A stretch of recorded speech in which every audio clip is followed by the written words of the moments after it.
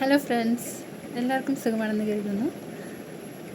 ഇന്നത്തെ ഒരു അധ്യായം എന്നത് ക്ഷമയുടെ മഹത്തരത്തെക്കുറിച്ചാണ്.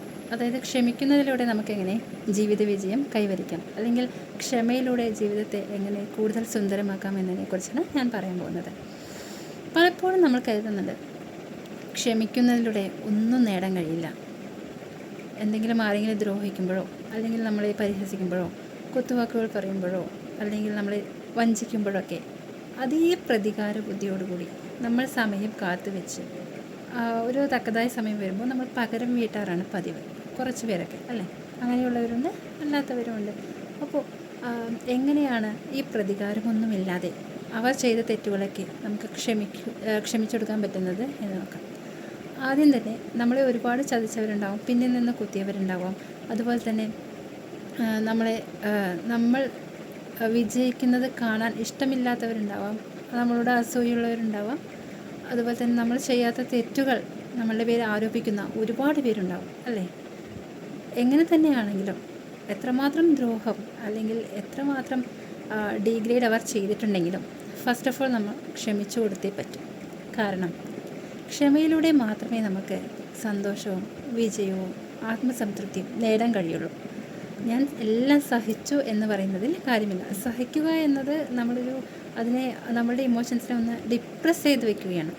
ആ പ്രഷർ പോയിൻ്റ് ബ്രേക്ക് ചെയ്ത് കഴിഞ്ഞാൽ അത് പൊട്ടിത്തെറിക്കാൻ സാധ്യതയുണ്ട്. നമ്മൾ ചില നേരത്തൊക്കെ ബ്രേക്ക് ഡൗൺ ആവാറുണ്ടല്ലേ, അല്ലെങ്കിൽ ക്ഷമ നശിച്ച് പൊട്ടിത്തെറിക്കാറുണ്ട്. നമ്മുടെ കയ്യിൽ നിന്നെല്ലാം പോകുന്ന ചില ദിവസങ്ങളുണ്ട്, നിമിഷങ്ങളുണ്ടല്ലേ. പക്ഷേ ക്ഷമിക്കുന്നതിലൂടെ നമ്മൾ ചെയ്യുന്നത് അവർക്ക് പുറത്തു കൊടുക്കുകയാണ്, അവർക്ക് ഫോർഗീവ് ചെയ്തു കൊടുക്കുകയാണ്.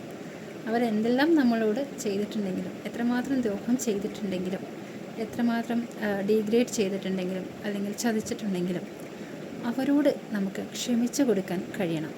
കാരണം ക്ഷമിക്കുന്നതിലൂടെ നമ്മൾ നമ്മുടെ ഹാർട്ടിനെ പ്യൂരിഫൈ ചെയ്യുകയാണ്, നമ്മുടെ ഹൃദയത്തെ ശുദ്ധീകരിക്കുകയാണ്. ആ ശുദ്ധീകരണം അല്ലെങ്കിൽ ആത്മസംസ്കരണം നടക്കുന്നത് മറ്റുള്ളവർക്ക് പുറത്തു കൊടുക്കുമ്പോഴാണ്, ക്ഷമിച്ചു കൊടുക്കുമ്പോഴാണ്.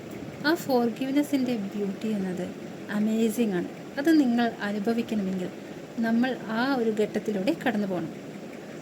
മുന്നിൽ നിൽക്കുന്ന വ്യക്തി എന്ത് ചെയ്തു എന്നത് നിങ്ങൾ നോക്കേണ്ട ആവശ്യമില്ല.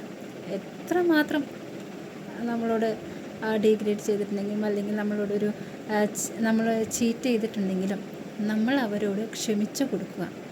ആ ക്ഷമയിലൂടെ നമ്മുടെ ഹൃദയത്തെ നമ്മൾക്ക് ബ്യൂട്ടിഫൈ ചെയ്യാൻ പറ്റും, അല്ലെങ്കിൽ നമ്മുടെ ഹാർട്ടിനെ നമുക്ക് പ്യൂരിഫൈ ചെയ്യാൻ പറ്റും. ഈ ഒരു അവർ ചെയ്ത കാര്യങ്ങൾ നമ്മൾ മനസ്സിൽ വെച്ചുകൊണ്ട് പ്രതികാര ബുദ്ധിയോട് ജീവിച്ചാൽ എന്താ സംഭവിക്കുക? കുറേ വേസ്റ്റ് നമ്മളുടെ ഉള്ളിൽ, നമ്മുടെ റൂമിനകത്ത് കുറേ വേസ്റ്റ് കുറേ നാളിരുന്നാൽ എന്താ സംഭവിക്കുക? അവിടെയൊക്കെ സ്മെല്ലാവും അല്ലേ. ആകെ സ്മെല്ലായി അതിൻ്റെ അറ്റ്മോസ്ഫിയർ തന്നെ മാറും, ടോട്ടൽ നെഗറ്റിവിറ്റി ആയി. അതുപോലെ തന്നെയാണ് നമ്മുടെ ബോഡി എന്നത്, നമ്മുടെ ആ ഇന്നർ പീസ് എന്നത് ഇല്ലാതെയാവും. കുറേ ചപ്പ് ചവറുകളൊക്കെ വാരിക്കൂട്ടി നമ്മൾ കുറേ നാൾ കൊണ്ടു നടന്നാൽ എന്താവും? അതേ അവസ്ഥ തന്നെയാണ്.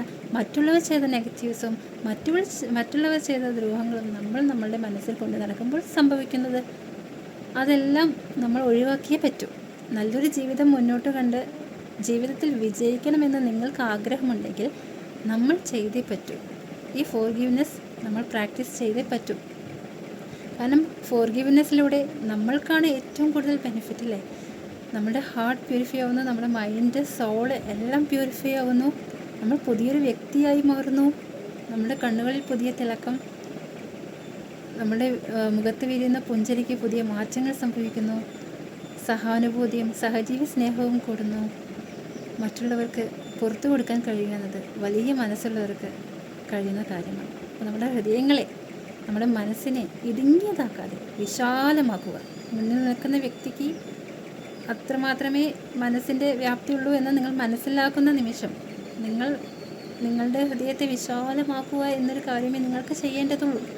ഹൃദയം വിശാലമാകുമ്പോൾ നമ്മുടെ മുന്നിൽ നിൽക്കുന്ന വ്യക്തിയെ ആക്സെപ്റ്റ് ചെയ്യാൻ നമുക്ക് സാധിക്കുന്നു. അവരങ്ങനെയാണ്, ഇവരെങ്ങനെയാണ്, അവർക്ക് അങ്ങനെ പറ്റൂ അല്ലേ.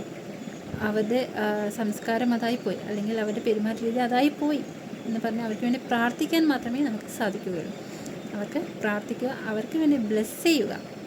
ഒരിക്കലും മറ്റുള്ളവരെ കേഴ്സ് ചെയ്യാനോ ശപിക്കുവാനോ ഒന്നിനും പോകണ്ട. പകരം അവർക്ക് അനുഗ്രഹം കൊടുക്കുക.